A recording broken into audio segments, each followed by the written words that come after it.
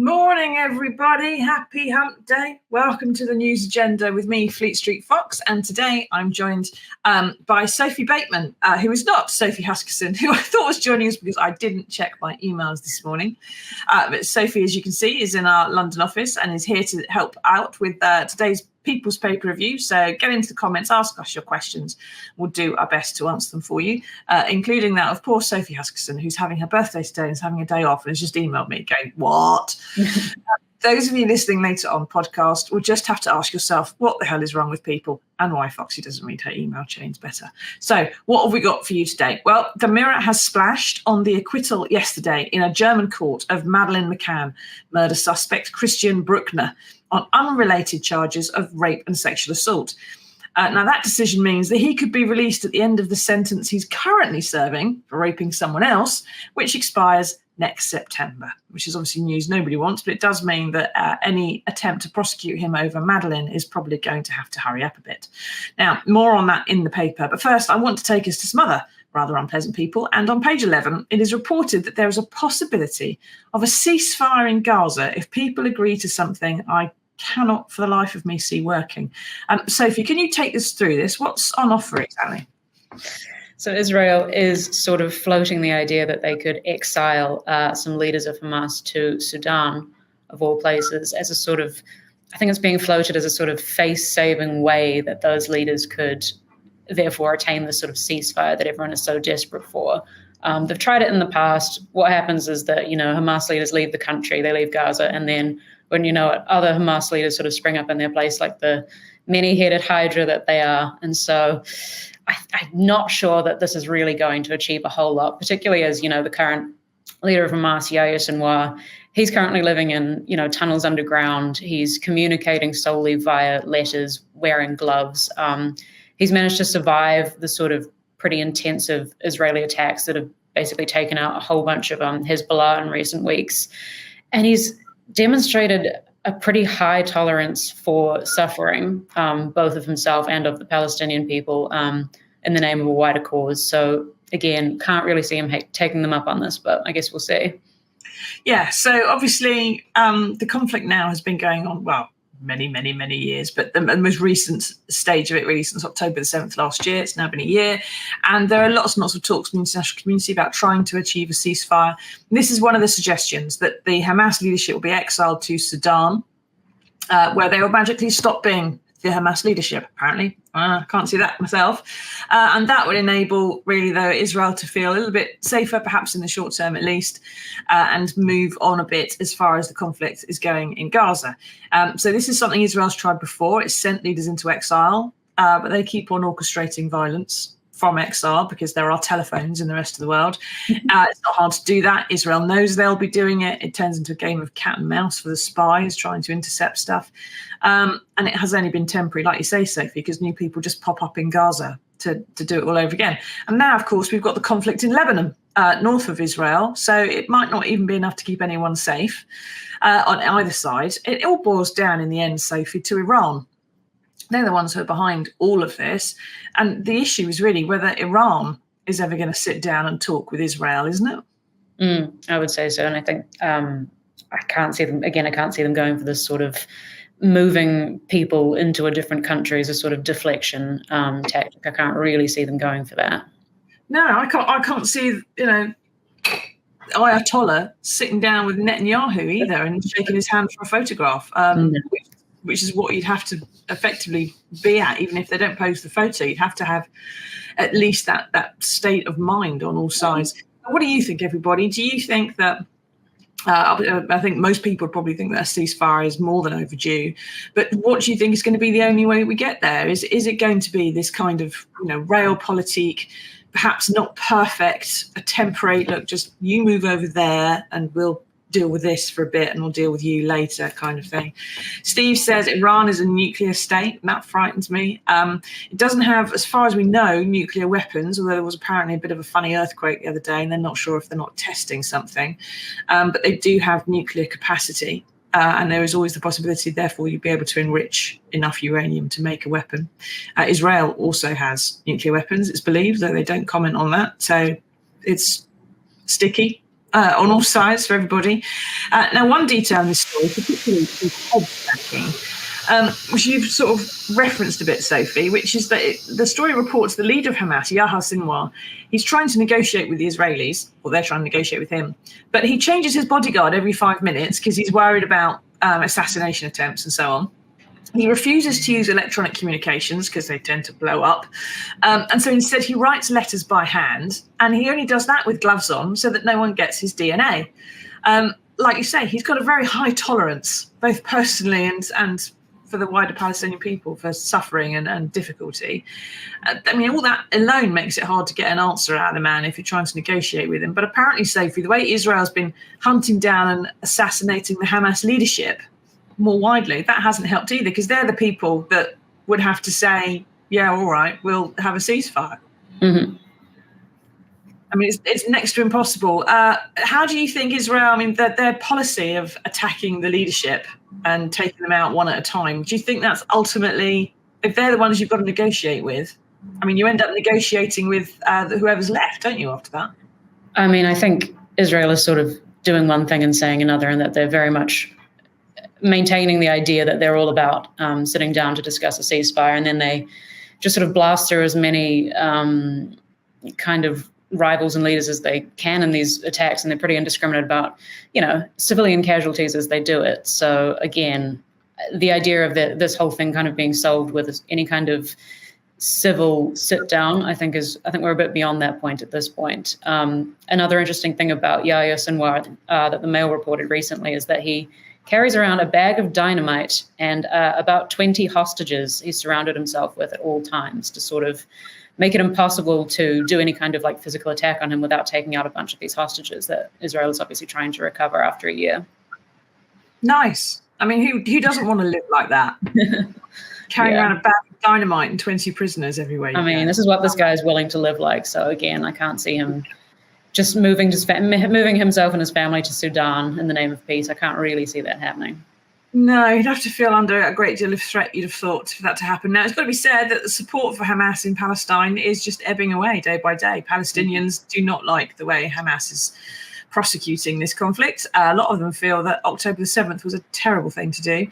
Captain says Netanyahu wants a war with Iran, but wants other countries to fight it for him. It's worth pointing out, Captain, Iran has said for 40 years, it wants to obliterate Israel as well. Everybody wants a war with everybody else, it would seem.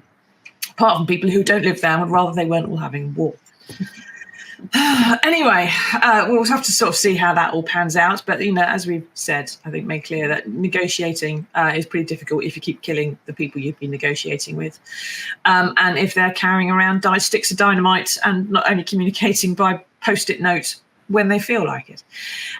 Now, on to the main story of the day. Yesterday, the Tory leadership race was whittled down to 2 lunatics and someone who doesn't declare all his freebies properly, which, strangely, considering recent events in the news, is the person who's in the lead.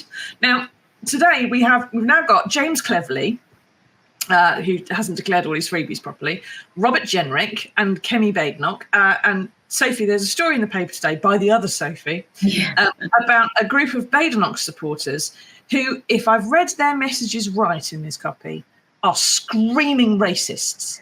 What on earth? Kemi, if those who just don't know, living on a rock, is the only person of color. James Cleverly's a mixed race, but Kemi Badenoch is the only black woman in the race. And her supporters are very, very racist, aren't they? Well, they've certainly got some interesting ideas about immigration. There's a real streak of paranoia running through these messages. And they're definitely sort of leaning into, I think, what's become known in recent years as the Great Replacement Theory, which is this idea that in the West, white local Westerners are going to be forced out of jobs and homes by an influx of illegal migration that's, tacitly supported by the government because it can drive, labor costs down. It's worth pointing out that Kemi Badenoch was not in this group. This is just a group of supporters who have sort of been floating policy ideas, suggesting things, and having some quite lively discussions.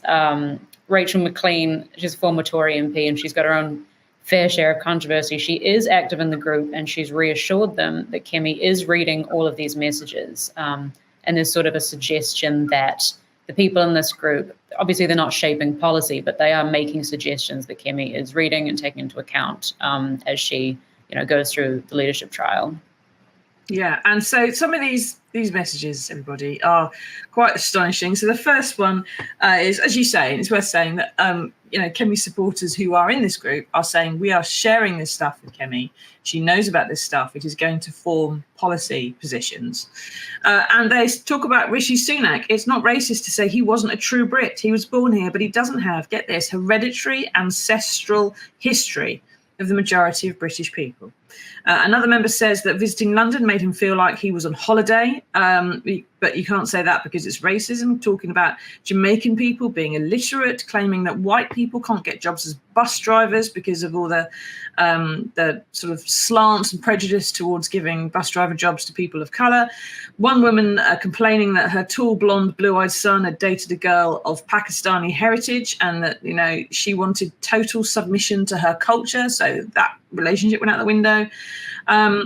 It's kind of astonishing. And in this, her supporters are saying everything in this chat is going somewhere, including a summarised version of every policy suggestion that's being made. It gets fed back to Kemi. Stephen says they can't be racist if they're backing a black woman. This is the thing, Stephen. And get this, all right? So Kemi Badenoch, when she's asked anything that is remotely sort of critical of her, she doesn't give an inch, right? And she goes right out on the front foot. And so it is with this. And she said exactly what you have, Stephen. A spokesman from Ms. Badenoch's campaign team said last night, this is a WhatsApp community of people. And bear in mind, she's not condemning this. She's not condemning someone who said Rishi Sunak doesn't share British cultural hereditary, participation and knowledge. She's saying this is a WhatsApp community of people who want the Conservatives to elect the first black female leader of a political party in Britain's history. As Stephen said, they can't be racist. They're voting for a black woman. So it's fine to be as racist as hell if you're voting for me, says this lady. Now, I can't help thinking, Sophie, that if there was, say, a Jewish candidate whose supporters were rampantly anti-Semitic, that Jewish candidate would say, well, this is fine because I'm Jewish and they're putting me into power. Mm-hmm. And I'm just kind of taking everything they say on board and it's going to affect my policy making in the future. I mean, that doesn't make it okay, as Stephen said. That makes you a patsy, doesn't it? You'd think so. I think there's a weird sense of permission that people who share these kinds of views have when they think, well, if Kemi's fine with it, then I can actually be as, vile as I want because I've been granted this permission by, again, the only female black leadership candidate. And someone who herself has been quite keen to position herself on a certain side of engaging in these sort of culture wars that have dominated British politics in the last several years. Just last month in the Telegraph, she wrote that not all immigrant cultures coming to the UK are equally valid. She said, I don't care about colonialism. She's opposed sort of the teaching of critical race theory, which is, again, kind of sort of right-wing dog whistle to kind of indicate that she's not keen on a certain view of British history and world history being taught in schools, and which is definitely part of that sort of culture war playbook of the far right. She's also just extremely, as you said, blunt and belligerent in her manner when she's sort of asked to answer this kind of thing. She's certainly not evading the fact that she holds these kind of views. And she seems to sort of almost want to position herself as almost a kind of like race-less candidate. She doesn't really want anyone supposing that she would be on any particular side because of her cultural background. And I wonder if the people in this group kind of pick up on that and feel quite emboldened by that sort of attitude. Well, that kind of thing. I mean, that's what sort of Kamala Harris does to some extent as well in the States. She says, it doesn't matter that I'm black. It doesn't matter that I'm of Asian heritage. It doesn't matter that I'm a woman. I'm just someone who's got some good ideas and wants to be president. And that's it. And she's really not playing to the I'm a woman of colour thing in the same way that, say, Hillary Clinton played up being a woman when she ran against Trump. But I think what Badenoch's doing is not just saying that she's raceless, not just saying that she's raceless. And Wes G says, they're all Tories, it doesn't really matter. I mean, Kemi was born in London. Mm. She spent most of her childhood in Africa. When she gave her maiden speech, I think it was to Parliament, she said, I'm effectively a first-generation migrant because I was raised somewhere else and I'm now Britain. Someone could easily say of her, this kind of person could say of her, she doesn't have the hereditary ancestral history of the majority of British people. Yeah. Does she not? I mean, this is the thing, that most people, if you felt someone was criticising people who look like you in some way, that you're going, well, that could be me, so don't do that. That's reasonable. But she's not saying, well, they shouldn't say that about Rishi Sunak. They shouldn't. You know, that was a prime minister that she served and all the rest of it. She seems to be just absolutely fine with some of this stuff. Steve says, it saddens me that in 2024, we're still seeing this racism. It's unacceptable in all levels of society. Not in Tory WhatsApp groups, Steve. Fine there. Abigail says, Kemi speaks her mind. Yes, and so do these guys. And if it is being fed into her, and if it has affected any of her policy positions, then she's speaking the mind of some really, really racist people. And they're not the silent majority, you know, who don't get listened to. They're the rioters, okay? Yes. We're not supposed to be listening to them, are we? Michael says, I will point this out. The only racism we're seeing is against white people, white British working people. This is a fact. There is no racism to black or Asian people. Go away, Michael. I would like to see Michael's sources here. Yes. Just go and be black for 5 minutes and then come back and tell us again. Now, so we've got at the moment, we've got Kemi spokesman in the piece, not condemning these messages. They're kind of, people are saying racism was all right if they're voting for a black woman who's taking on board all the things they're saying. Like we said, it wouldn't happen to an awful lot of other people. How do you think the Tories are going to, we know how Kemi's responded to this, which is like, it doesn't matter. Kemi's in third place at the moment in the Tory leadership contest. And James Cleverly, who sort of came out on top yesterday in the leadership vote, he's probably going to scoop up all the votes of Tom Tugendhat, the moderate who dropped out, because he's best placed for that. And that means you've got one moderate who's kind of in the lead, and you've got two people, Robert Jenrick and Kemi Badenoch, who are of a type, let's say, in the Conservative Party, and they're going to be fighting for the votes for that type of candidate, who is the opposite of the James Cleverly candidate. And she's in third place. She's not leading that particular pack, and partly it's because of her attitude and the way she responds to some of these things. How do you think, it's difficult to know, I suppose, but how do you think the Conservative Party, the MPs, the membership are going to respond to this kind of story, a revelation about her? I mean, ultimately, it's that decision that the Conservative Party now faces over the sort of future direction that they want to take, and how heavily they want to lean into these kinds of culture wars, which are sort of all about quite hyper-specific factional disputes of a sort of, can be quite a sort of like niche interest. And they've really leaned into those in recent years, and it's all gotten extremely ugly. There've been some absolutely hideous things said.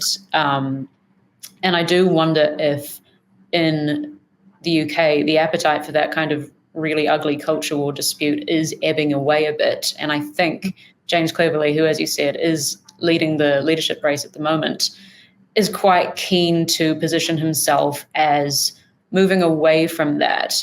He said in his conference speech, he's calling for the Tories to become enthusiastic, relatable, positive, optimistic. Let's be more normal. Which is kind of a similar echo to what the Democratic Party has been saying about the Republicans over in the States, calling them weird, just sort of reminding voters like, hey, these guys are actually really, really fringe. They're actually complete psychos. And you don't actually have to stand for being ruled by people like that, because they don't actually represent more than a tiny minority of what voters truly care about. So I do think James Cleverly is cleverly positioning himself as sort of rising above the kind of petty squabbles that a lot of Tories have fallen for in the past few years. Kemi Badenoch is clearly choosing the opposite. She's well into the trenches. She wants to go hard on that. She wants to present herself as someone with very specific views around migration and cultural assimilation, education on race and culture. And I guess we will just have to wait and see which two sides of that coin will ultimately win out. I wouldn't like to sort of I wouldn't like to say either way which side I think is going to ultimately succeed. So I guess that will be something to see in the coming days.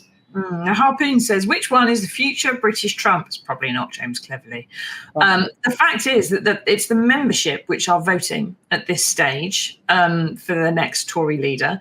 And the last time they voted for a Tory leader, the membership picked, in their great wisdom, Liz Truss. So it's going to boil down to a final two. One of them is almost definitely James Cleverly at this stage.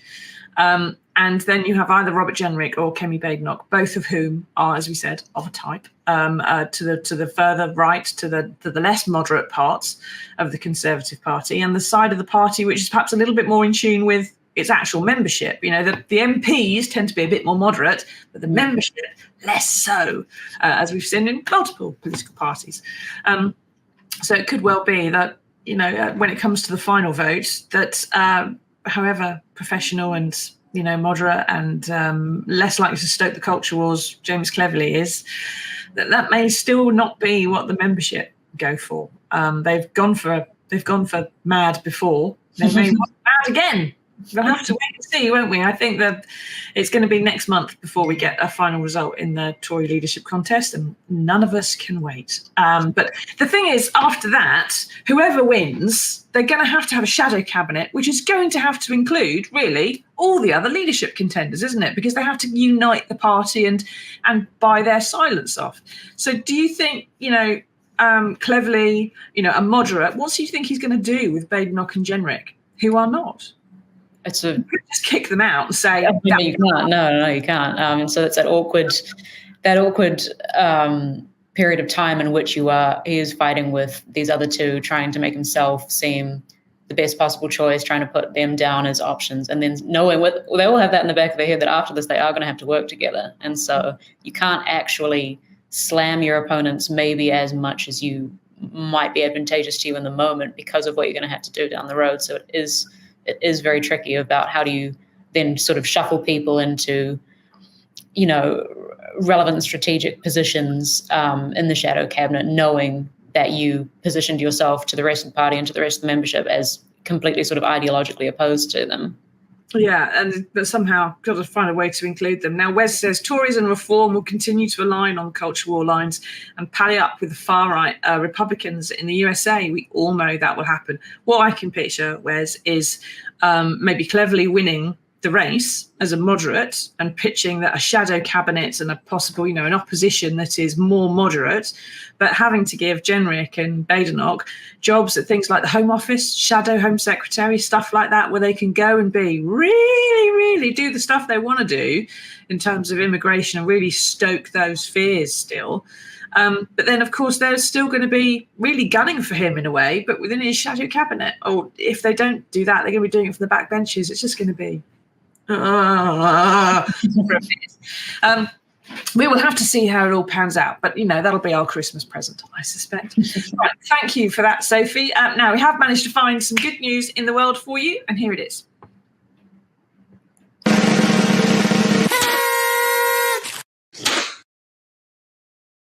Someone looking for the button. Now, we all know there's nothing quite as good as a nice cup of tea and a sit down, and now science agrees with you. So getting your daily dose of caffeine has been found to protect the heart in people with compromised immune systems and capable of boosting their health. The caffeine apparently helps the cells lining your blood vessels regenerate, because they like a cuppa as well, and therefore it protects against stroke and heart attack. Now, if it does that for people with compromised immune systems, it can't hurt, you'd have thought, for those of us who aren't as ill. Sophie, is this proof that, you know, whether you are prosecuting a Middle East conflict or running an office with the support of racists, maybe there's still nothing better than sitting down with a nice cup of tea to talk this stuff over? Well, this is going to come as excellent news to all my colleagues here in Canary Wharf, who I see sipping 8, 9, 10 cups of tea a day and never just a glass of nice plain water from the tap. Yes, and they're definitely healthy people. They're definitely not very unhealthy, because they're sat there pieces all day looking back coffee. We'll have to see, won't we? But I think it's probably a good time to let our viewers go off and make a cup of tea of their own and tell yourself it's good for your heart health. Don't have too much, though. Now, we're this lunchtime, 12 o'clock, we'll have Prime Minister's questions, because Parliament is back again. I'm sure there'll be questions about Keir Starmer's freebies and what on earth is going on with the Tories and everything else. So come back into these channels and watch that at noon. If anything you want to get in touch about, email me, susie.boniface@mirror.co.uk. If you're listening on if you're listening on podcast, please leave us a review so other people can find us and know what they're missing. Until next time, then everybody will be back next Monday for another edition of the News Agenda. But until then, take care, everyone. Stay safe. Tatty bye.